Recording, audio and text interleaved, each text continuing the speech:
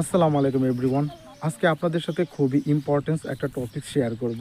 সেটা হচ্ছে যে আমাদের মতো যারা ছোটোখাটো ইউজার আছে বা যারা ফেসবুক ইউজ করেন বা ফেসবুক পেজ যে ক্যাটাগরির পেজই আপনি ইউজ করেন না কেন, দেখা যায় যে ফলোয়ারের জন্য আমরা করি কি, একজন ভিডিও আপলোড করলো, ভিডিও আপলোড করার পর দেখা যায় যে কমেন্টস বক্সে আমরা লিখে দেই follow to follow, support to support বা এই ভালোবাসা দিয়ে গেলাম, আরও অনেক ধরনের কোনো কিছু আমরা এখানে লিখে দেই ফলোয়ারের আশায়। তো এটা দেখা যায় কি, ফেসবুক অ্যালগোরিদম এটা কিন্তু আপনার আইডেন্টিফাই করে ফেলতে পারে যে আপনি ফলোয়ারের আশায় কমেন্টস করছেন বা আপনি ফলোয়ার ডাইরেক্টলি চাচ্ছেন বা অন্যভাবে ইন্ডিকেট করে আপনি ফলোয়ার চাচ্ছেন। তো এটা দেখা যায়, এর জন্য ফেসবুক অ্যালগোরিদম আপনার ফেসবুকের যে কমেন্টস করবে তার পেজের রিচ ডাউন করে দিতে পারে, কিংবা আপনি যার ভিডিওতে কমেন্টস করবেন তার ভিডিওর রিচটিও আপনার ডাউন করে দিতে পারে।